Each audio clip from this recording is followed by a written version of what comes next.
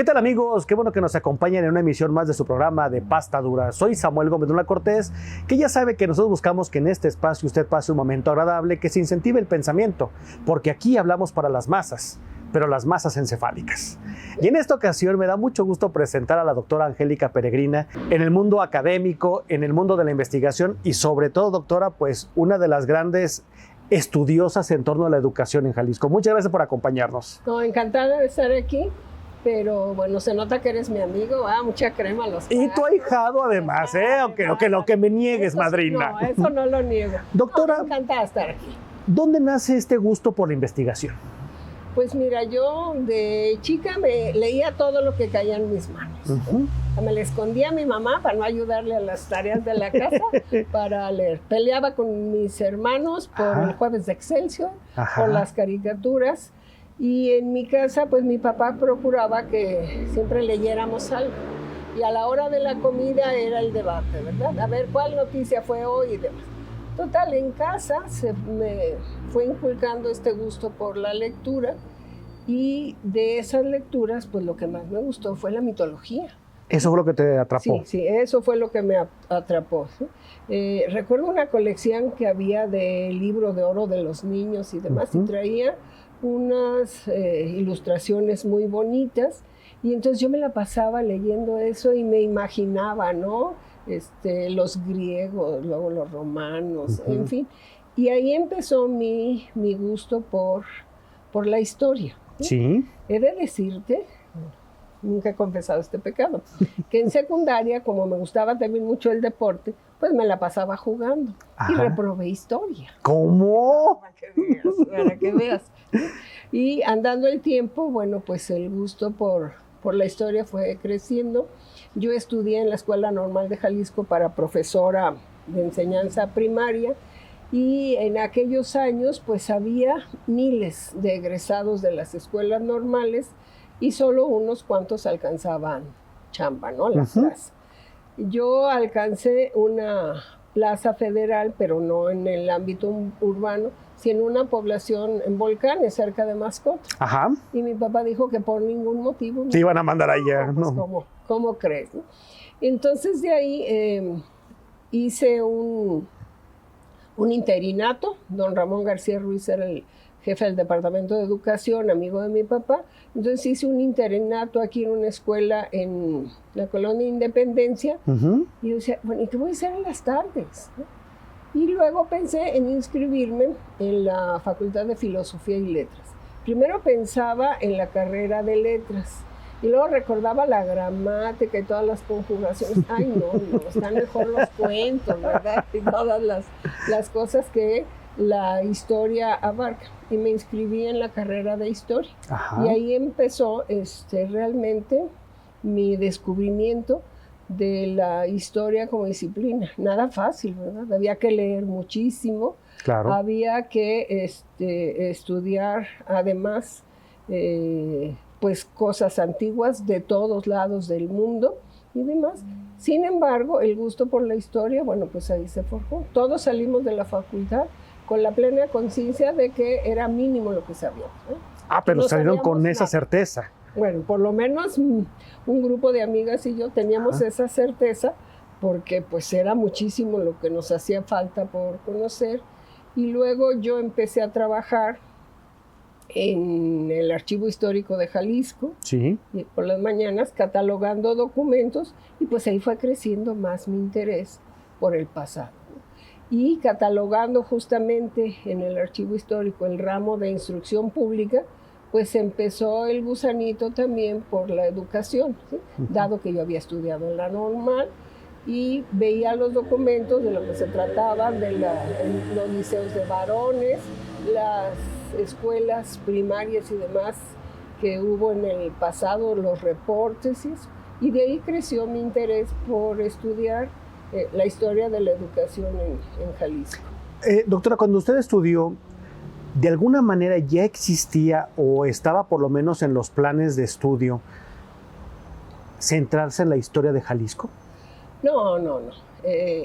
Bueno, cuando yo estudié en la Facultad de Filosofía y Letras, esta carrera se había creado para capacitar profesores que impartieran clases en las preparatorias de la Universidad de Guadalajara, ¿sí? Y era más bien el perfil de capacitar docentes. Sí. La investigación, eso lo fue habilitando el doctor Muria, que era profesor en la carrera, el doctor Alberto Ladrón de Guevara, que era el director, y inculcando, a ver, pero es que tienen que aprender a investigar, sí, a manejar las fuentes, a prepararlas, a analizarlas y a escribir bien, ¿sí? Sí, claro. Entonces, no había una carrera, digamos, como para estudiar historia de Jalisco, ¿no? No existía. Existían los sabios que ya conocemos, sí, que siempre habían personas muy capacitadas. Recuerdo de momento al profesor Cornejo Franco, claro, que había escrito cosas muy interesantes sobre la universidad, sobre los templos de Guadalajara. Sí, la catedral, claro. Sí, pero no había una carrera para estudiar historia de Jalisco. Además, la cosa era tan complicada que yo salí de la facultad en 1975 y en 1973, tú recordarás, por haberlo leído porque eres muy joven. Y guapo, ma. Aclaremos, doctora. Que en 1973 hubo una nueva ley de educación en el gobierno de Echeverría y cambiaron completamente los planes de estudio. Bueno, cambió hasta la manera de enseñarse, de una gramática derivada del latín que nosotros llevamos, se habilitó la gramática estructural, sí, en matemáticas la teoría de conjuntos, ¿no? Entonces ahí hay un rompimiento muy severo. Además de que se eliminaron los contenidos regionales, sí, de la escuela primaria, ¿sí? Como profesora, bueno, yo recuerdo que en primero les hacía uno a los chicos que conocieran su casa, su entorno más cercano. En segundo año, su ciudad, ¿sí? El pueblo, las colonias, cómo estaba organizado. En tercer año era historia de Jalisco, en cuarto historia de México, en quinto historia de América y en sexto historia universal. Bueno, esos contenidos de estudiar el ámbito más cercano y la historia más cercana se borró. ¿Sí? Sí. Entonces, historia de México. Entonces, ¿cómo iba a haber una carrera? Claro. Estudiar historia de Jalisco, ¿no? Doctora, cuando usted ya de alguna forma que empieza a familiarizarse y estar en contacto directo con las fuentes, como el archivo en esta catalogación, sin duda alguna tuvo que haber encontrado algunos hallazgos que para usted fueron su momento eureka. ¿En qué momento supo que usted había tomado la decisión correcta por haber estudiado historia también? Pues mira, no fue en el archivo. Fue porque empecé a trabajar en el Instituto Nacional de Antropología e Historia, que mi maestro, el doctor José María Muria, me consiguió esa chamba. En la mañana trabajaba en el archivo, en la tarde en el INA, que había abierto en Guadalajara un centro regional, se llama Centro Regional de Occidente, de acuerdo con un proyecto que habilitó Guillermo Bonfil, entonces director general del INA, de que hubiera centros, aquí sí, de investigación y de estudio de las entidades, en el que yo empecé a trabajar, abarcaba Jalisco, Colima, Nayarit y Zacatecas. Y ahí fue donde, con lo que nos ponía a trabajar el doctor Muria, pues empezamos a hacer estas primeras obras para más adelante hacer historia de Jalisco, ¿sí?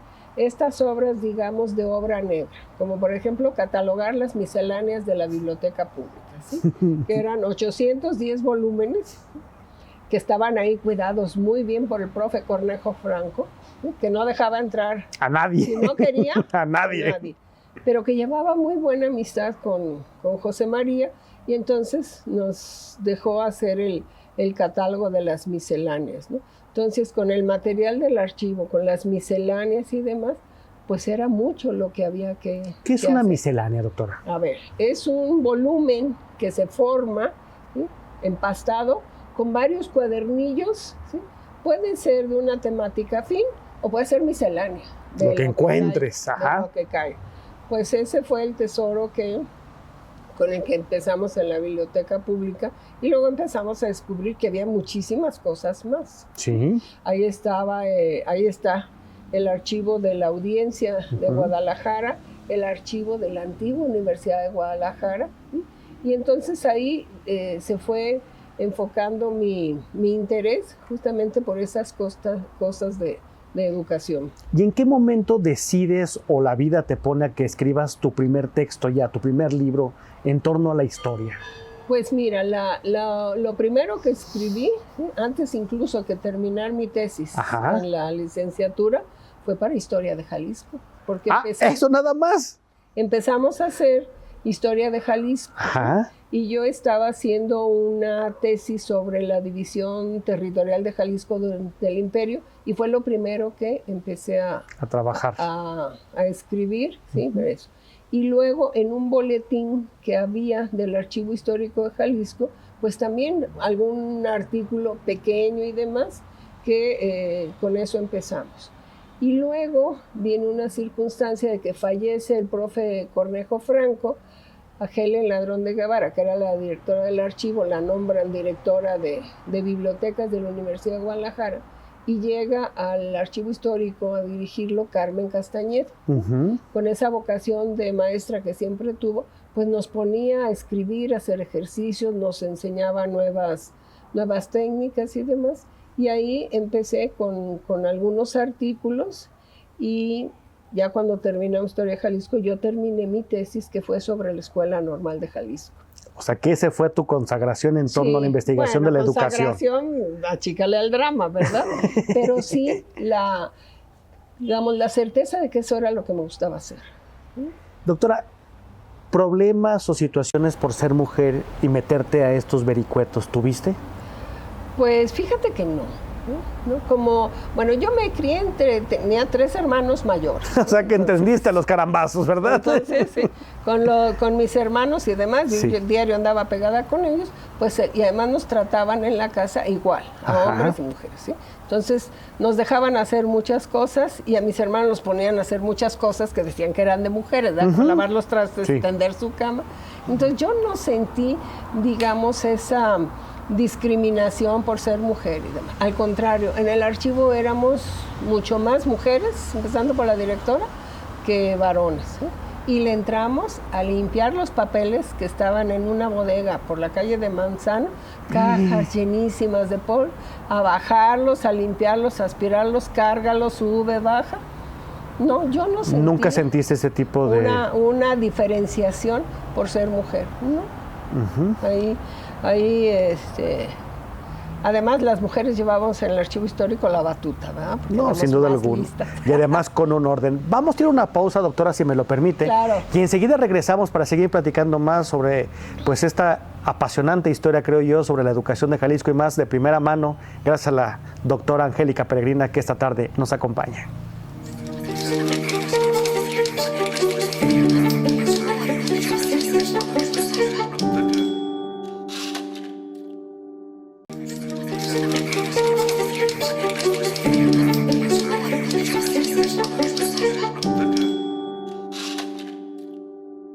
Muchas gracias por continuar con nosotros. Seguimos platicando con la doctora Angélica Peregrina en torno a parte de su vida como investigadora y bueno, pues una de las plumas más reconocidas en Jalisco por todos los aportes que ha hecho en torno a la educación y bueno, otros tantos temas que sin duda alguna no podríamos entender la historia de Guadalajara ni de nuestro estado.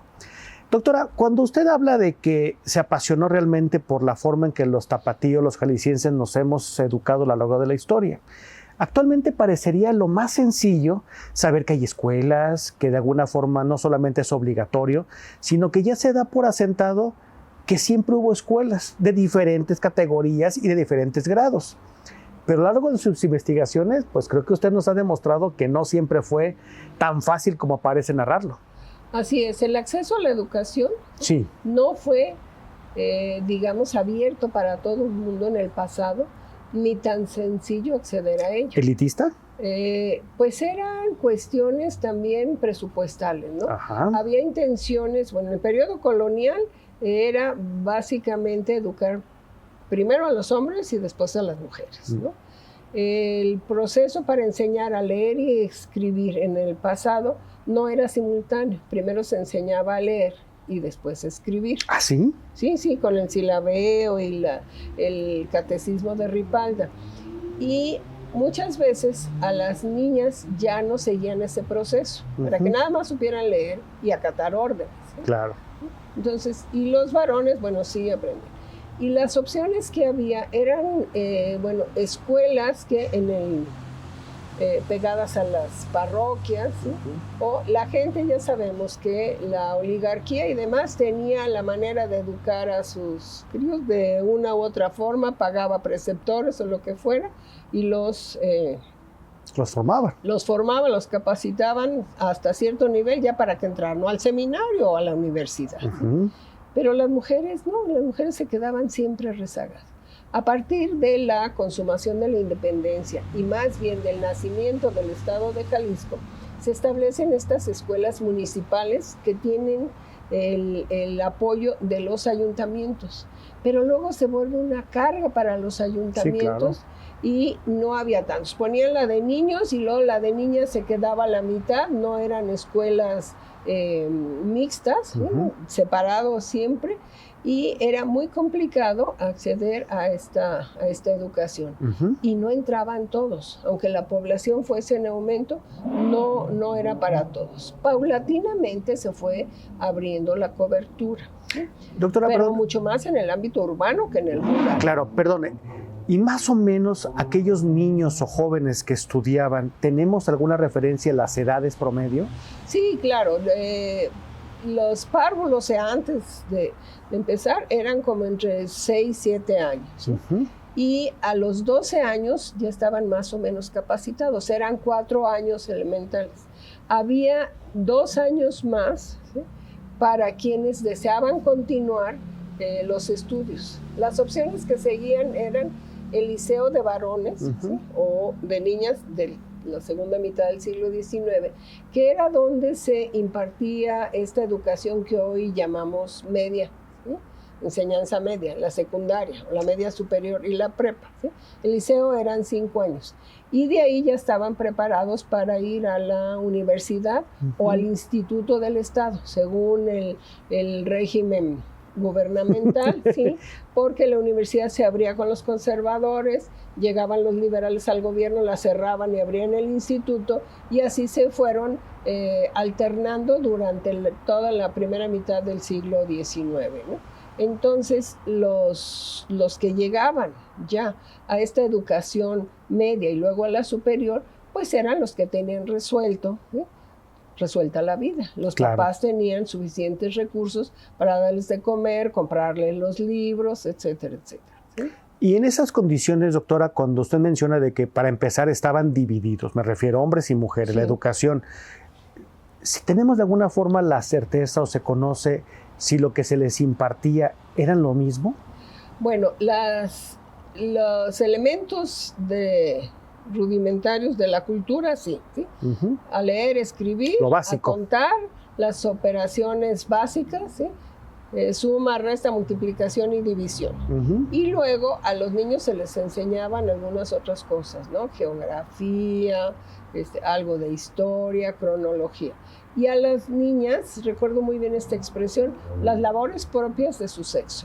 Ya. A coser, a bordar, etcétera, etcétera. Incluso cuando se abre el liceo de niñas, fíjate, no de señoritas, ¿no?, de niñas, se dan estas mismas materias, excepto, ¿sí?, digamos, aquellas que son para niñas. Se les da bordado, economía doméstica, ¿sí?, cómo llevar una casa, claro, ¿sí?, cómo mandar bien a los sirvientes, en fin. Existe esta diferenciación social, ¿no? Sí. En tanto que los varones pues van avanzando con matemáticas o álgebra. Más mundo de ciencia quizás y de negocios. Más encaminado, sí, y más encaminado a las ciencias. El latín, ¿sí? Empiezan con latín y raíces griegas y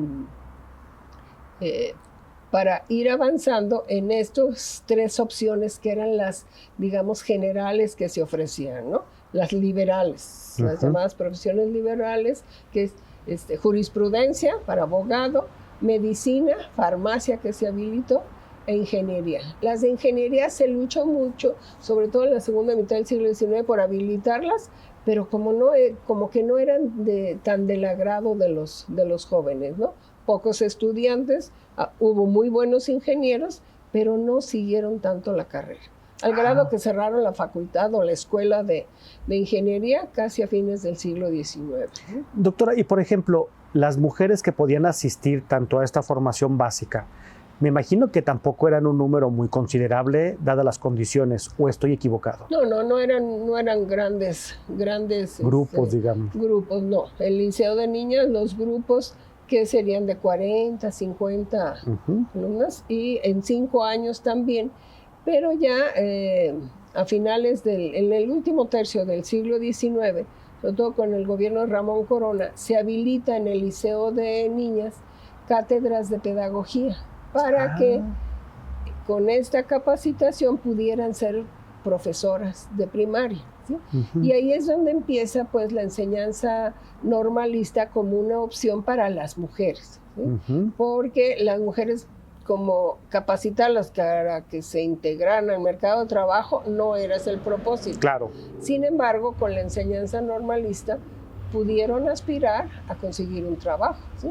A las que se les pagaba menos que a los hombres, eso sí. O sea que es histórico ese retroceso. Eso siempre, ¿sí? Si un profesor, voy a decir cifras, ganaba 30 pesos al mes, ¿sí? Las mujeres ganaban 15. Vaya. Trabajaban igual. Pero cobraban la mitad, ¿verdad? Sí. Y luego se va asociando la carrera de profesora con las tareas maternales, ¿no? ¿Quién atiende a los hijos en la casa? Pues la mamá. Y la maestra como esta madre sustituta. Una segunda madre en la escuela. Sí, o esos que que llaman los sociólogos el currículum oculto, ¿verdad? ¿Quién mejor para estar al frente de un grupo de niños y enseñarlos y educarlos bien? Pues una mujer. Claro. ¿Sí? Y en los puestos directivos siempre estaban los varones, ¿no? En las escuelas municipales. Entonces, sin embargo, pues yo creo que fue un avance para las mujeres que se abrieron estas carreras, ¿sí? Doctora, y por ejemplo, ¿existen algún tipo de crónicas o algún tipo de publicaciones donde la población jalisciense o tapatía en particular apoyaba o de alguna forma estaba en contra de esta modernidad en la educación? No estaban en contra. Los artículos periodísticos son unas buenas fotografías de lo que se vivía. Sí, de lo que se vivía, ¿sí? No había escándalos, más bien había escándalos de los profesores, ¿no? Alguien que le ponía las orejas de burro, bueno, pues era lo más normal, o golpeadores, ¿verdad? Alguna vez alguna noticia salió por ahí de que se le pasó la mano con la varita como correctivo, ¿no? Y de las mujeres no hay estas quejas, no. Y, por ejemplo... Al contrario, hay cosas, textos, por ejemplo, de Altamirano, que alaban la labor de las mujeres como maestras. Qué bello. Sí. Doctor, y por ejemplo, a lo largo de esta historia, pues los gobiernos, como usted bien dice, van y vienen y con sus ideas, unos quieren promover, otros quieren evitar. ¿Sí tenemos algún registro de algunos gobernantes o autoridades que particularmente hayan visto en la educación una llave o un arma cargada de futuro? Bueno, todo a lo largo del siglo XIX, ¿sí? Los gobernantes consideraron a la educación como la palanca para el progreso. Sí lo tenemos. Sí, y además se consideraba que con la educación se podía alcanzar la movilidad social. Esto que sabemos que gracias a que tienes una formación consigues un trabajo mejor, mejor pagado y demás, ¿no? Y la educación era la esperanza de todos estos gobernantes, ¿sí? Desde Manuel López Cotilla, luego quienes estuvieron más adelante en las escuelas lancasterianas, ¿sí? De los párrocos también, José María Luis Mora, el ideólogo de los liberales. Bueno, la educación era la esperanza para que toda esta población se capacitara y lograran un medio digno de trabajo, gracias a esos conocimientos que iban a adquirir. Porque todavía en ese momento creo que el analfabetismo tenía que haber sido brutalmente alto. Sí, muy alto. Todavía todo el siglo XIX el analfabetismo es alto. Cuando empieza la revolución, ¿sí? Un 15% es la población alfabetizada. Nada. Imagínate, es nada. ¿Sí? Y la iglesia también empezó, conozco bien el caso del arzobispado de Guadalajara, que con la llegada del obispo Pedro Loza habilita estas escuelas parroquiales, ¿sí? para hacerle la competencia a las escuelas que estaba poniendo el Estado, porque no querían perder el control de estos feligreses, ¿no? Con las ideas liberales que les pudieran imbuir en las escuelas oficiales, ¿no? Las del gobierno. Y pues entonces finalmente, doctora, pues hemos llegado a la final de este programa, agradecerle que nos haya acompañado, pero también comprometerla a que nos siga acompañando porque creo que hay más por decir y que todavía está en el tintero. Con mucho gusto. Muchas gracias, seguimos aquí con la doctora Angélica Peregrina y agradecemos a todos ustedes por seguirnos. Y ya lo sabe, aquí hablamos para las masas, pero las masas encefálicas.